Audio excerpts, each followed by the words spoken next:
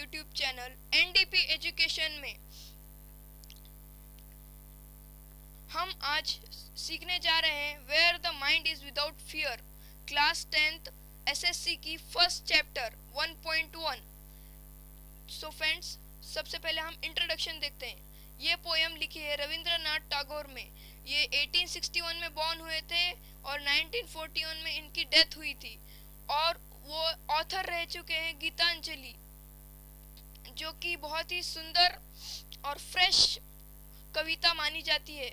और वो सबसे पहले भारतीय थे जिन्होंने नोबेल प्राइज इन लिटरेचर 1913 में जीता था। 1913 के पहले नोबेल प्राइज सिर्फ यूरोपियंस को मिलता था। वो सबसे पहले इंडियन थे जिन्होंने नोबेल प्राइज जीता था। Friends, the poem, second paragraph friends, the poem is one of his vastly read and discussed poem. It was originally composed in Bengali and later he himself translated into English.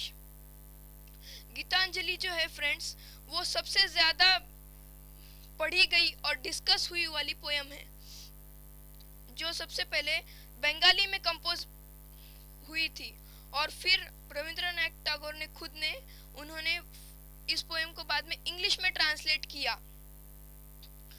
ये और इस poem ने Nobel prize in winning anthology, Gitanjali जो anthology है उसने Nobel prize जीता था।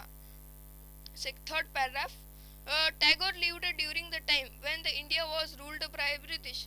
टैगोर उस समय में रहते थे जब इंडिया में ब्रिटिश का रूल था। और इस पोएम में उन्होंने कहा है पॉलिटिकल फ्रीडम को बाजू में रख के, पॉलिटिकल फ्रीडम ब्रिटिश से बाजू में रख के उन्होंने, टैगोर ने गॉड से अपील की है social, educational and economic freedom for the people of India. उन्होंने सामाजिक, शैक्षणिक और आर्थिक स्वतंत्रता के लिए गॉड से अपील की है, भगवान से अपील की है। सो फ्रेंड्स, अभी पोएम देखते हैं।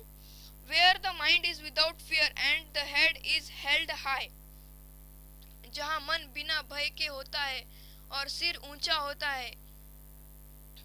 So friends, where the, Tagore इस लाइन में बताते हैं कि जहाँ दिमाग जो है बिना किसी डर के हो और हम भारतीयों का सिर गर्व से ऊंचा हो। Where the knowledge is free, जहाँ नॉलेज जो है वो फ्री हो।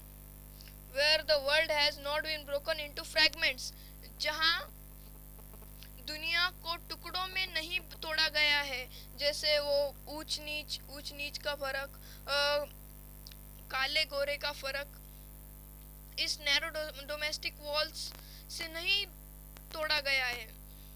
नैरो डोमेस्टिक वॉल्स का मीनिंग है division on the basis of religion, caste, class and colors in societies and between countries of the world,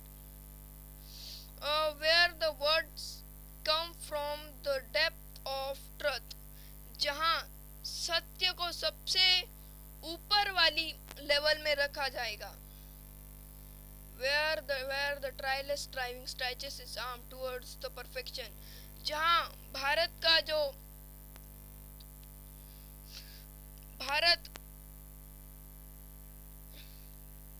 perfection की ओर अपने हाथ बढ़ाएगा। Where the clear stream of reason has not lost its way, जहाँ कारणों की स्पष्ट धारा ने अपना रास्ता नहीं खोया है। मतलब यहाँ जो थॉट्स होते हैं लोगों के, वो एकदम क्लियर होने चाहिए उनके कंट्री के प्रति, उनके राष्ट्र के प्रति। Into the dreary desert sand of dead habit, मृत आदत के सुनसान रेत में जहाँ मन तुम्हारे द्वारा आगे बढ़ाया जाता हो। मतलब हम दुख के वातावरण में भी हमारा देश जो है प्रगति की ओर बढ़ना चाहिए। Where the mind is led forward by thee,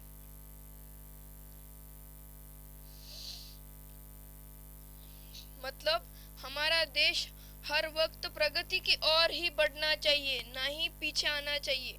into the ever widening thought and action, सभी कभी सोचा कार्रवाई को चौड़ा करने की स्वतंत्रता के उस स्वर्ग में,